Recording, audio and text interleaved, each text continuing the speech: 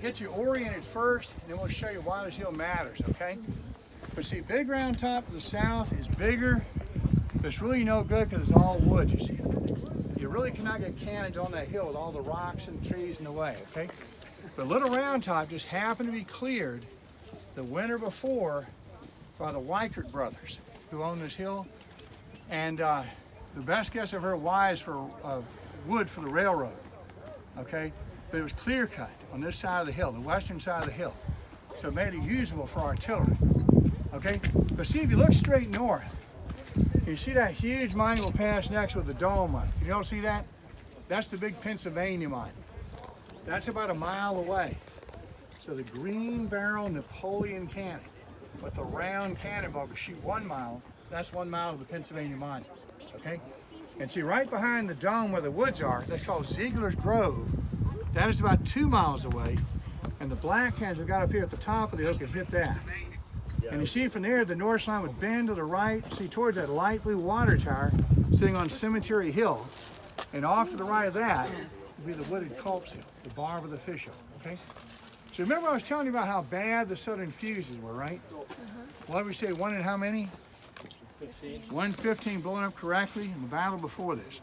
I love to get people on this hill and say I would guarantee you if the South had gotten this hill, while it's unguarded by sickles, put 2 cannons on the hill, start shooting down the length of 90,000 men in a row, 15 out of 15 will come down.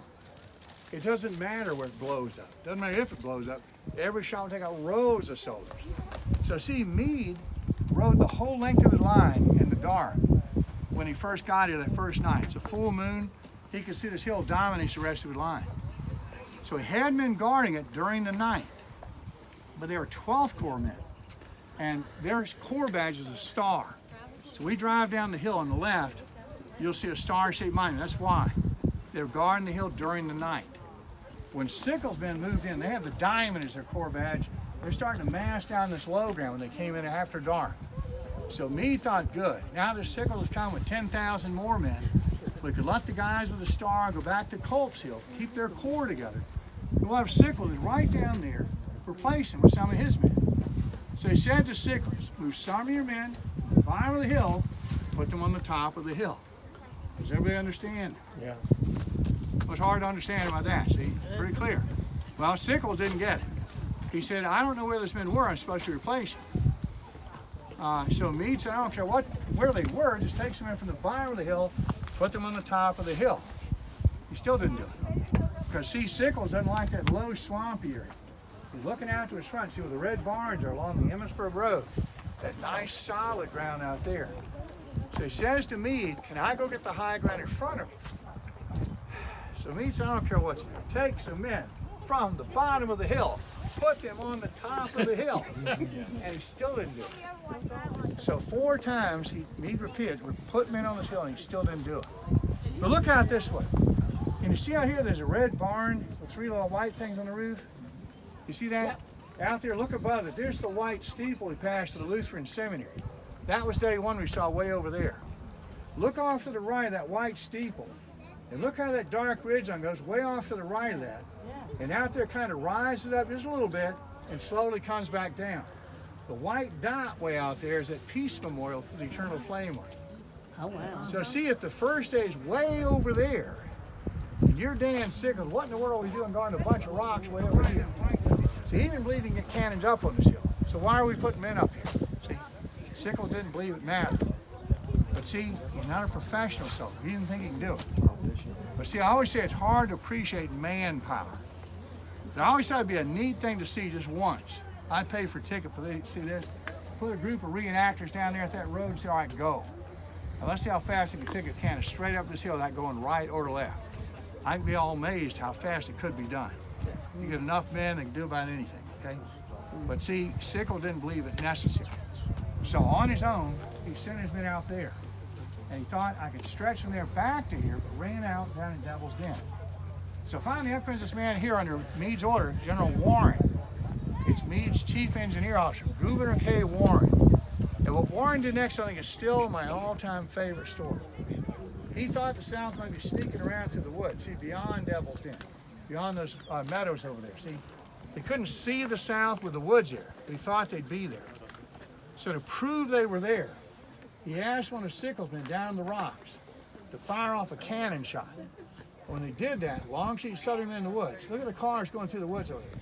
Look at the sun hit off the car windshield. When they fired off the shot, the Southern men looked up. When they did that, the sunlight reflected right off the metal bayonets and the rifle barrels. Just like Warren thought it when he knew. Look at that. See? You see that flash? Look at that. He knew. There they are. Isn't that clever? Oh, yeah. So in the modern military, they call it reconnaissance by fire. You don't have to walk all the way over, see who's hiding in the woods, fire off a shot and see if they move, and it worked. So they knew they're on the way to this hill. So while the South is struggling to get up and over Big Round Top, Warren and his staff are rushing off that road below for help. So down below, this colonel named Strong Vincent from Erie, Pennsylvania, intercepted his messenger. We learned this hill was unguarded. He said, I'll take my men. So I want you to appreciate the moral courage of Strong Vincent. Men are dying out there with sickles. And that's where you're ordered to go, but you're boss. There's no fight all up here yet. You're going to turn around that Wheatfield Road. Remember, road was there. Run away from that battle and come back up here. If you are wrong, you're in big trouble. He's right. Beat the South here by 10 minutes. Wow. See, that 20th man is part of his group. And they got hit almost immediately, and Strong Vincent shot down, mortally wounded. His last order in the hill, don't give an inch. So meanwhile, Warren went down personally and found other men that he knew. He ran into Patrick O'Rourke from Rochester, New York, born in Ireland. And Warren knew him, so he said, O'Rourke, get up here, and I'll take responsibility. Look how he took it and said, hang on just a minute, I'll be right back. My boss is over here. Well, let me go check with him, and I'll be right back. No, there is no time. So because he knew Warren personally, Patrick O'Rourke rushed his men up the hill. When they got to the summit, see where the cannons are up there, their guns were not loaded. It took 30 seconds to load a musket. There's no time. 2 Texas regiments are crushing in Strong Vincent's right regiment down here. See, it looks like a little white house, a dark door. That's the 16th Michigan. 2 Texas regiments crushed this little Michigan regiment. And these New Yorkers come flying up over the hill with an empty gun to greet them. No time to fix bayonets. It took 10 seconds to do that, no time. So O'Rourke just jumped in front of his men and said something like, down this way. They ran right at the South with O'Rourke in the lead. And he was shot in this road and killed, but he stopped the Southern attack. But I always say, somebody pointed out to me, can you imagine if you're one of these rough, tough Texans now, coming up the hill, and you see 500 New Yorkers come flying over the hill at you? You wouldn't dream of coming at you with an empty gun, would you? That never entered your mind, would it? If you shoot quickly, now your gun's not loaded. You shoot them, there's it. So you run all the way down the hill to reload, regroup. By the time they came back, the rest of the northern men had gotten here, the hill was safe. But see, what if it had been a cloudy day, July 2nd, 1863? The South takes the hill. What if Meade had not sent General Warren to check on the hill? The South takes the hill. What if Strong Vincent not intercepted his messenger? What if Patrick O'Rourke not done what he did? What if Chamberlain not done what he did? What if Longstreet was a good soldier for the South and not stopped to argue about the wisdom of doing this, just done it? What if the Southern Cavalry not gone off on a raid with Stewart? They wouldn't have gotten lost like they did, see? Any one of these things turn around, you could have a totally different outcome, couldn't you? But see, we have interesting debates sometime in the guide room about this kind of stuff. And some of our guys insist it wouldn't have mattered a bit. If the South had gotten the hill first, the North could have gotten it back. Okay, so there's that argument you could have. Okay, fair to have argument. But I always say it doesn't really matter what you would do if the South got the hill, or what I would do, or what Eisenhower would do. Eisenhower's 5-star general, a lot on the ball, he's not in charge. But see, the man in charge was Meade. And Meade told us what he would do. He said, if the South had gotten this hill, I could not have stayed at Gettysburg. So in my book, if I can't stay, that means leave. See, if you look at a map right now, the South has captured 8 of the 10 roads to Gettysburg. They've destroyed 3 of the 7 Northern Army Corps. If you were Lee, would you give up and go home now? No, not yet. So you see, Lee still believes he can win the battle. He's been knocking the North all over creation. The problem is a lack of coordination, see? So there's no razzle-dazzle. We'll see when we get the pickets charge, just charge straight ahead. Even Pickett could lead a charge like that. Okay, he's last in his class at West Point, very brave. But let me tell you from here, this is one of the things I think is really relevant to see from this hill. The one big advantage that Lee still has left on day 3 was this. The southern line, 6.5 miles long, going all the way back to the White Steeples here at the seminary and all the way around the town. They could put in 6.5 miles of cannons. The north line here in front of us, 3.5 miles long. That means 3.5 miles of cannons. So where the north would be dispersing their fire, shooting out from the fishhook, the south has a chance to shoot into the hook, concentrating their fire. What we'll see up ahead is a bald ridge. So the idea on day 3 is we blow a giant hole in the Union center.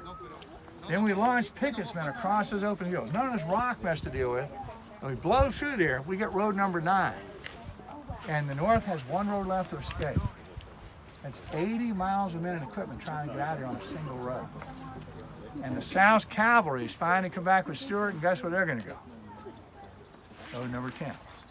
Come around the last road, cut it off, destroy the army, win the battle, win the war. See?